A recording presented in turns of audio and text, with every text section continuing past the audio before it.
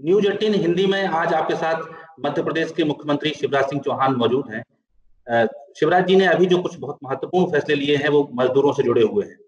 इन फैसलों में एक तो इंडस्ट्रीज हैं वो कैसे काम कर रही हैं, वहाँ के कुछ नियम बदले गए हैं। इसके अलावा किसानों से जुड़े हुए भी कुछ फैसले आए हैं, जिनमें ये कहा गया है कि किसान अपनी फसल को ज़्यादा आसानी से बेच सकें, वो काम हो रहे हैं। शिवराज जी, पहला सवाल मेरा आपसे यह है कि आप 3 बार पहले भी मुख्यमंत्री रहे। अब ये लॉकडाउन के समय हमें क्यों ज़रूरत महसूस हुई कि ये श्रम कानूनों में सुधार किया जाए? देखिए, एक तरफ कोरोना हमारे सामने बड़ा संकट बन के उभरा है, दुनिया, देश और प्रदेश के सामने। लेकिन इस संकट को, इस चुनौती को हम अवसर में बदलना चाहिए। आज अगर हम अपने श्रम कानूनों में परिवर्तन करें, कई तरह के हर्डल से उनको हटा दें, दिक्कत और परेशानियां दूर कर दें, तो दुनिया में आज जो वातावरण है, विशेषकर चीन जैसे देशों से भी कई देशों की कंपनियां अब अपने कारोबार को बाहर ले जाना चाहती है। तो भारत के सामने एक अवसर है कि हम इस समय अपने श्रम कानून हो या उद्योगों के रास्ते में जो रुकावटें हैं, अलग अलग कानूनों की वजह से, लाल फीताशाही की वजह से, उनको अगर हम दूर कर पाए तो तेजी से निवेश आज भारत में, मध्य प्रदेश में आकर्षित हो सकता है। और इसलिए एक तरफ कोरोना का ये संकट है, इसको हम एक अवसर में बदल दें, और इसलिए हमने तय किया कि हमें लोगों को रोजगार देना है। आज भी देखिए, पूरे देश भर से मजदूर अलग अलग हिस्सों से अपने अपने गांव लौटना चाहते हैं, घर लौटना चाहते हैं। आज जरूरत इस बात की है कि हम उनके घर के आसपास ही उद्योग खड़े करें, रोजगार के नए अवसर सृजित करें, लोगों को रोजगार दे पाए। और इसलिए मुझे जरूरी लगा, एक तरफ कोरोना से लड़के उसको हराने की कोशिश करें, और दूसरी तरफ बदली हुई परिस्थितियों में हमारे कानूनों को बदल के हम निवेश को आसान करें और रोजगार के नए अवसर सृजित करें। सीएम साहब, आप ये बता सकते हैं, जैसे एक घोषणा आपकी है कि हम 1 दिन में क्लियरेंस दे देंगे, बहुत सारे जो रजिस्टर होते थे उद्योगों में वो नहीं रखने पड़ेंगे। तो एक जो चीज़ 30 दिन में होती थी उसे 1 डे में आप कन्वर्ट करने वाले हैं। क्या इतनी तैयारी है? क्या उद्योग इसके लिए तैयारी है? ब्यूरोक्रेसी इसके लिए तैयार है? निश्चित तौर पर हमने ये फैसला किया है कि पहले 30 दिन में पंजीयन होता था। मैंने पूछा, अफसरों से 30 दिन में क्यों? कौन सी फॉर्मेलिटी है जो आज के टेक्नोलॉजी के युग में 1 दिन में पूरी नहीं की जा सकती? 1 दिन में पूरी की जा सकती है, इसलिए 30 दिन नहीं लगेंगे, सेम डे होगा। वो आवेदन देगा, कर लगाने की जरूरत नहीं पड़ेगी, और शाम तक लाइसेंस हो जाएगा या रजिस्ट्रेशन, लाइसेंस मिल जाएगा या रजिस्ट्रेशन हो जाएगा। एक दूसरा फैसला इसी के जो साथ में जुड़ा हुआ है कि जो वर्किंग आवर्स हैं मजदूरों के, वो 8 घंटे से बढ़ा के 12 घंटे करने को लीगल कर दिया गया है। तो क्या इसमें मजदूरों को ज़्यादा मेहनत नहीं करनी पड़ेगी? उनके हितों का कैसे ख्याल इसमें आप रख रहे हैं 8 से 12 घंटे बढ़ाने में? इसमें पहली चीज ये है कि मजदूर की मर्जी पर निर्भर करेगा। यदि वो ओवर टाइम चाहते हैं, अधिक घंटे काम करना चाहते हैं, तो वो 12 घंटे काम कर सकेंगे, लेकिन उसके बदले में ओवर टाइम उनको मिलेगा, उनके साथ अन्याय नहीं होगा। अभी भी कई मजदूर ओवर टाइम करते हैं, ये स्वैच्छिक है। इसका मतलब ये सीएम साहब, मैं यहाँ रोक रहा हूँ, इसका मतलब है कि 8 घंटे वो काम करेगा, 8 घंटे के बाद वो जितना काम कर रहा होगा वो ओवर टाइम में गिना जाएगा। वो ओवर टाइम में गिना जाएगा, और उसको सामान्य जो सैलरी है उससे दुगनी सैलरी उस समय मिलेगी। एक बड़ा बदलाव आपने जो गेहूं की खरीद है और अनाजों की खरीद है मंडियों को लेके किया है, उन बदलावों से क्या असर पड़ेगा किसान पे? किस तरह का उसे फायदा होगा या चुनौतियां आएंगी? देखिए, हमको किसान को विकल्प देना चाहिए। हम किसान को मजबूर करते हैं कि मंडी में जाके अपना अनाज बेचो। अब मंडी गांव से बहुत दूर होती है, मंडी किसी शहर में होती है, कस्बे में होती है। फिर किसान अपने अनाज को लेके, अपने उत्पाद को लेके ट्रैक्टर ट्राली में लाता है, ट्रक में लाता है, दूसरे साधन से लाता है, लंबी लंबी कतारें लगे, वो इंतजार करता रहता है। फिर मंडियों में कई तरह की असुविधा का सामना करना पड़ता है। उसका जो उत्पाद है उसकी बोली लगती है, और बोली लगाने के बाद किसान को जो ऊंची बोली जो लगा दे उसको अपना माल देना पड़ता है। वहां किसान ये तय नहीं कर सकता कि मैं इतने में दूंगा, और फिर किसान एक बार मंडी में ले आया तो उसका किराया भाड़ा लग गया, समय चला गया, तो फिर वो सोचता वापस कौन लौटा के ले जाए, नहीं तो फिर कल इसी मंडी में आना पड़ेगा, और इसलिए वो बेचने पे मजबूर हो जाता है। हम किसान को विकल्प क्यों ना दें? मंडी की व्यवस्था चालू रहेगी, जो मंडी में आना चाहता मंडी में आए, लेकिन अगर मैं चाहता हूं कि मैं किसान हूं, मेरे घर में कोई व्यापारी मेरे अनाज को खरीद ले जाए, मेरा और अगर व्यापारी का सौदा होता है तो मैं मंडी में क्यों जाऊं, मैं अपने घर पे बेच दूं, मैं अपने खेत में बेच दूं। केवल सरकारी मंडी पर हम निर्भर क्यों करें? प्राइवेट मंडी क्यों नहीं खुल सकती? वेयर हाउस को मंडी क्यों नहीं बना सकते? अगर कोई एक्सपोर्टर है, वो अनाज का, फलों का एक्सपोर्ट करता है, वो किसान के घर से जाके खरीदना चाहता है खेत में, तो इसमें आपत्ति क्या है? अगर कोई फूड प्रोसेसर है, उसकी मिल चलती है, मान लीजिए वो राइस मिल चलाता है, तो वो काय के लिए किसान जाए? राइस मिल को वो दे सकता है, सीधे उसे मिलर ले सकता है। तो कुल मिला के हमने किसानों को कई विकल्प दे दिए, वो चाहे तो घर पर बेचे, वो चाहे तो मंडियों में बेचे, वो चाहे तो प्राइवेट मंडी में बेचे। इससे प्रतिस्पर्धा बढ़ेगी, और हमने ये व्यवस्था भी कर दी कि एक व्यापारी को जो लाइसेंस देंगे वो एक मंडी क्षेत्र का नहीं होगा, वो पूरे मध्य प्रदेश का होगा। पूरे मध्य प्रदेश में कहीं भी जाके वो खरीद सकता है। हमने ई ट्रेडिंग, ऑनलाइन ट्रेडिंग को स्वीकृति दी है। अगर भोपाल में बैठ के मुझे पता चले कि कोलकाता में या मुंबई में फलानी चीज के चने के रेट ये है, तो मैं भोपाल में सस्ता क्यों बेचूं? मैं ऑनलाइन ट्रेडिंग, ई ट्रेडिंग करके, वहां के दाम पता करके, वहां की कीमत पता करके, भाव पता करके फिर अपने उत्पादन का सौदा क्यों ना करूं? और इसलिए क्रांतिकारी परिवर्तन हमने किया है, जिससे किसानों को विकल्प मिलेंगे, प्रतिस्पर्धा होगी, उसको बेहतर दाम मिलेंगे, और व्यापारी को भी कोई नुकसान नहीं। मंडी में जो करना चाहते हैं तो करें, घर जाकर खरीदना चाहते हैं घर जाकर। आपका पिछले कार्यकाल रहे हैं, उनमें मुझे जहां तक अगर ठीक ठीक याद है तो कम से कम 7 बार मध्य प्रदेश को कृषि कर्मण अवार्ड मिला, और एग्रीकल्चर ग्रोथ रेट में लगातार मध्य प्रदेश नंबर 1 देश भर में बना रहा। अब जो ये चुनौती आई है कोरोना की और लॉकडाउन हुआ है, तो आपको लगता है कि कृषि वाली ग्रोथ रेट आप अपनी बरकरार रख पाएंगे? कृषि में कोई समस्या नहीं है। इस समय भी बम्पर उत्पादन मध्य प्रदेश में हुआ है। गेहूं हो, चना हो, मसूर हो, हमारी इन फसलों को कोई नुकसान नहीं पहुंचा है। और अभी तक मुझे बताते हुए खुशी है कि लगभग 55 लाख मीट्रिक टन गेहूं हम किसानों से मिनिमम सपोर्ट प्राइस पर खरीद चुके हैं, और ये 100 लाख मीट्रिक टन तक जाएगा। तो कृषि के क्षेत्र में समस्या नहीं है, क्योंकि हमने सिंचाई की व्यवस्था को कई गुना ज्यादा बढ़ा दिया है। 7.5 लाख हेक्टेयर में होती थी कभी 2003 के आसपास, अब बढ़ा के हमने उसको 43-44 लाख हेक्टेयर कर दिया है। इसलिए कृषि उत्पादन बम्पर है हमारा, किसान के हाथ में पैसा भी आ रहा है, और हमारे पास जो आशा की किरण है कि किसान के हाथ में पैसा आएगा तो वो सामान खरीदेगा, तो दुकानें भी चलेगी और कारखाने के पहिए भी चलेंगे। तो कृषि क्षेत्र में बड़ी समस्या नहीं है। समस्या केवल इतना है कि जो बम्पर उत्पादन हो रहा है उसके दाम कैसे प्रतिस्पर्धी मिले, दाम कैसे किसान को ठीक मिले, और इसलिए हमने इस मंडी एक्ट में भी संशोधन किया है, लेकिन ये व्यापारियों को भी अवसर देता है। अब सीएम साहब, हम वापस कारखाने की बात पे आते हैं जो आप कर रहे हैं। इस समय स्थिति ये है कि जो देश के औद्योगिक शहर कहलाते हैं, औद्योगिक राज्य हैं, वहां से मजदूर लगातार अपने घर वापस जाना चाहते हैं। मध्य प्रदेश में भी आप इस तरह के दृश्य देख रहे होंगे कि महाराष्ट्र से इंदौर में साइकिलों से लोग चले आ रहे हैं, कोई पैदल चला आ रहा है, कुछ लोगों को आप लोग ट्रेनों से बुला रहे हैं। तो मजदूर जब इतनी आपाधापी में है तो उसे आप फैक्ट्री तक कैसे पहुंचा पाएंगे? पहले हमने बसों की व्यवस्था की, और बसों से आसपास के राज्यों से हम लगभग 40,000 मजदूर लेके आए। अब लगातार ट्रेन, भारत सरकार के सहयोग से लगातार ट्रेन की व्यवस्था कर रहे हैं। हमारी 31 ट्रेन टाई अप है, अब 30 और टाई अप हो रही है। हम कोशिश कर रहे हैं कि मजदूर भाइयों को बिल्कुल दिक्कत और परेशानी ना हो, लेकिन मजदूर भी चूंकि जिन जगह वो काम करने गए थे वहां काम बंद हो गया, तो घर आना चाहते हैं, वो भी परेशानी में है। मैं अपने मजदूर भाइयों से अपील करना चाहता हूं कि जल्दीबाजी कृपया ना करें, धैर्य रखें।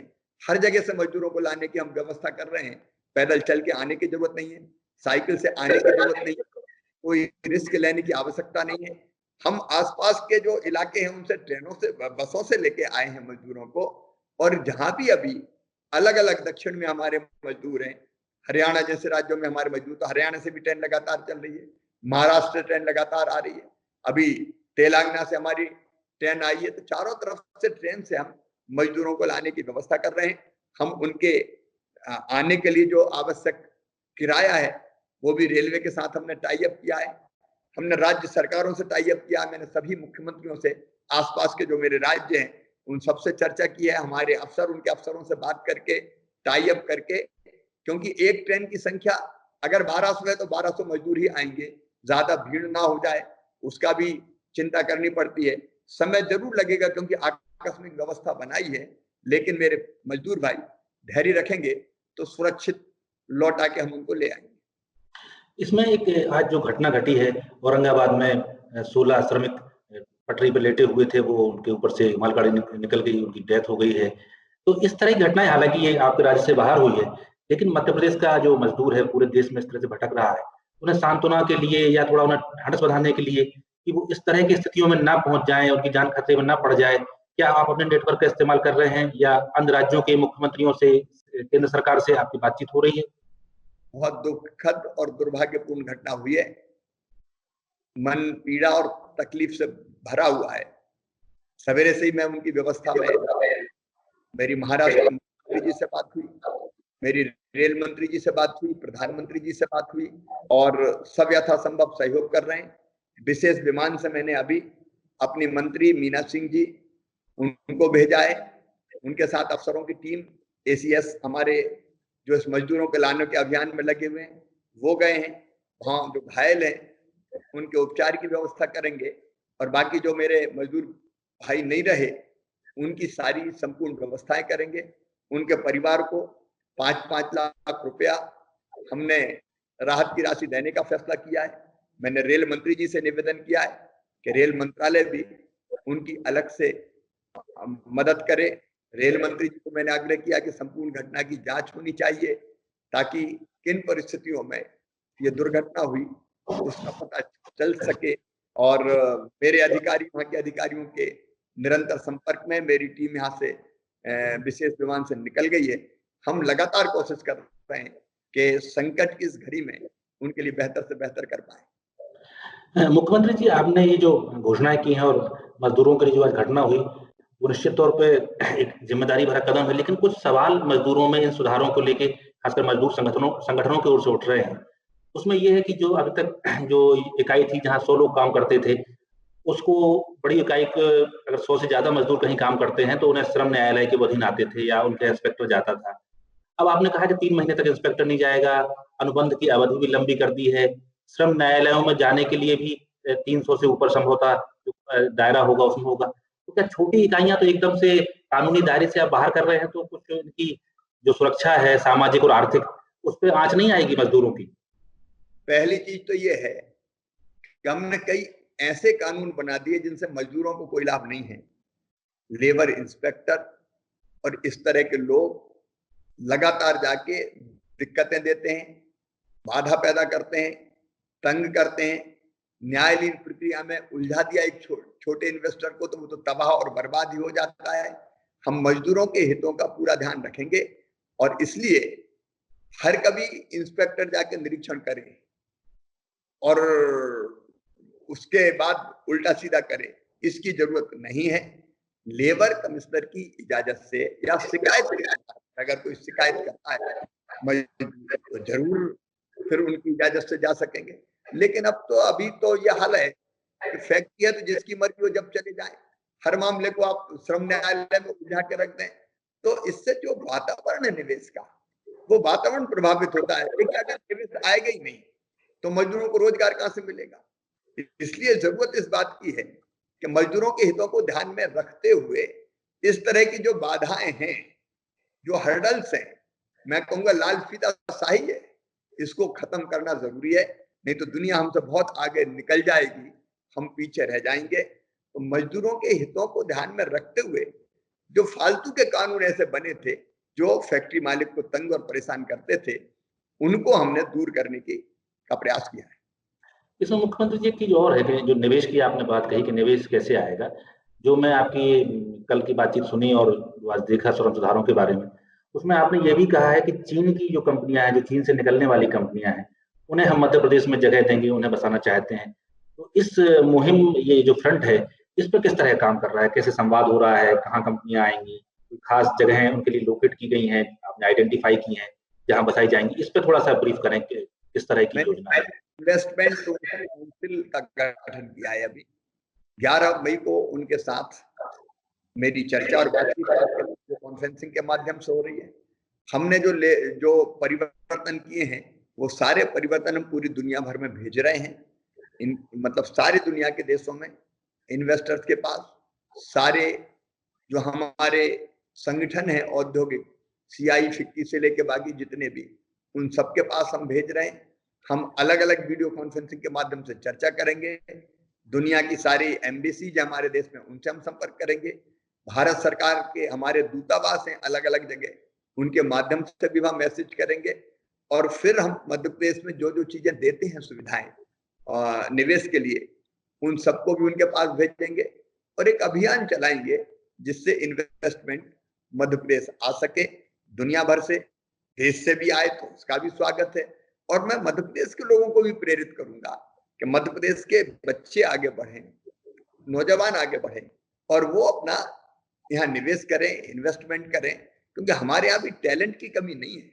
अगर इस तरह के हर्डल समाप्त कर दिए जाएं जो अब तक थे, तो अपने बच्चे भी तेजी से निवेश करेंगे, नहीं दौड़ेंगे, अपना उद्योग खड़ा करके और लोगों को रोजगार देंगे। तो ये मध्य प्रदेश के लोग भी निवेश करें, देश के लोग भी निवेश करें और दुनिया में भी हम अभियान चला के प्रयास करेंगे। लेकिन अभी जिस तरह की सीन है और जो अंतर्राष्ट्रीय रेटिंग एजेंसियां हैं, उन्होंने भारत की रेटिंग कम की है, दुनिया के बाकी देशों की रेटिंगें भी कम हुई हैं, GDP हमारा नीचे आ रहा है, आर्थिक विकास दर भी नीचे आई है और कोरोना के कारण लॉकडाउन की स्थितियां हैं। ये स्थितियां अभी ना तो राज्य स्तर पर ना केंद्र स्तर पर कोई नहीं कह सकता कि हम कोरोना को कब पूरी तरह नियंत्रण कर लेंगे और कब देश में चलना फिरना एक सामान्य मनुष्यों का वैसा हो सकेगा जैसा है। इस भय के आलम में आपको लगता है कुछ जल्दबाजी हो गई है और 1-2 महीने, कितना समय लगेगा इन चीजों को अमल में आने में? पीयूष जी, हमें कोरोना के साथ जीना सीखना पड़ेगा। आज कोई नहीं कह सकता कि फलानी तारीख को दुनिया से कोरोना समाप्त हो जाएगा। वायरस की वैक्सीन बनाने की कोशिश हो रही है, दवाइयां आ रही है, समय लगेगा, लेकिन हम कोरोना से लड़ें, डरे नहीं। अब डरने की जरूरत नहीं है। आखिर कितने दिनों तक हम आर्थिक गतिविधियां बंद करेंगे? और ये आर्थिक गतिविधियां बंद की तो हमारे मजदूरों का, नौजवानों का क्या होगा? और इसलिए कोरोना से बचने के लिए सारे सुरक्षात्मक उपाय, इलाज, डॉक्टर, अस्पताल, सैंपल टेस्टिंग, इस सब की व्यवस्था हमको करनी पड़ेगी। लेकिन फिजिकल डिस्टेंसिंग, मास्क लगा के चलना और जितनी सावधानी उनका पालन करते हुए आर्थिक गतिविधियां भी हमको चालू रखनी पड़ेगी। लाइफ स्टाइल हमको बदलनी पड़ेगी। जनता को भी एजुकेट करना पड़ेगा कि अब कोरोना के साथ जीना है, जब मरेगा तब मरेगा, लेकिन हम चुपचाप घर नहीं बैठ सकते। तो कोरोना के साथ लाइफ स्टाइल बदलते हुए हमको आर्थिक गतिविधियां शुरू करनी पड़ेगी, नहीं तो कोरोना कम मारेगा, फूंक ज्यादा मार देगी। और इसलिए जरूरत इस बात की है कि इस समय तेजी से हम बदलते हुए परिवेश में, परिदृश्य में हम आज से सारे प्रयास शुरू करें। इंतजार हम काहे के लिए करें? और जैसे मैंने कहा कि जी, एक आखिरी सवाल मैं बस आपसे करना चाहता हूँ। न्यूज़ 18 हिंदी देश की सबसे बड़ी वेबसाइट्स में से एक है और करोड़ों लोग देश भर में हमें देखते, सुनते और पढ़ते हैं। इस वेबसाइट्स के माध्यम से आप देश भर में जो मध्य प्रदेश के मजदूर हैं, नागरिक हैं, उन्हें कोई संदेश, खासकर ढाढ़स बढ़ाने के लिए कोई बात कहना चाहते हैं, उनकी मदद करने के लिए, तो वो संदेश आप जो देना चाहते हैं, वो हमारे दर्शकों को दें। मेरे प्रिय मजदूर भाई बहनों और देश भर में जहां भी मध्य प्रदेश के हमारे प्रवासी साथी रुके हुए हैं, उनसे मेरा निवेदन है कि आप धैर्य रखें, लौटने की जल्दी ना करें। आप लौटना चाहते हैं, हम लौटाने की पूरी व्यवस्था कर रहे हैं। हमने एक पूरी टीम बनाई हुई है जो अफसरों की और हमारे मंत्री की, जो इस काम को देख रही है कि मजदूर कहाँ हैं, लौटाएं। भारत सरकार से हमने टाई अप किया है। ट्रेन का पहले बसों से लेके आए, आसपास से हम अभी भी बसों से ले आएंगे, लेकिन आसपास के लगभग हम ले आए। जो दूर ट्रेनों से हम जा रहे हैं, आप ट्रेन की प्रतीक्षा करें, पैदल ना चलें, जल्दीबाजी ना करें। मैं आपको विश्वास दिलाता हूं कि एक एक मजदूर को हम निकाल कर लाएंगे। बस इतनी मेरी प्रार्थना है कि उतावलापन न दिखाएं, नुकसान होता है। और मैं अपील करता हूं कि जल्दीबाजी में कोई अपने स्थान से ना चले।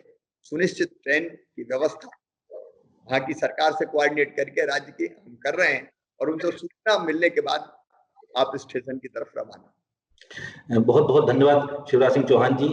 ये थे हमारे साथ मध्य प्रदेश के मुख्यमंत्री। उन्होंने श्रम सुधारों को लेकर बहुत सारी बातें की, मजदूरों की जो स्थिति है उस पर कहा, और किसानों के संकट वो कैसे निपटाने वाले हैं इसके लेकर उन्होंने रणनीति का भी खुलासा किया। शिवराज जी बहुत बहुत धन्यवाद, आप हमारे साथ शामिल हुए। जी आप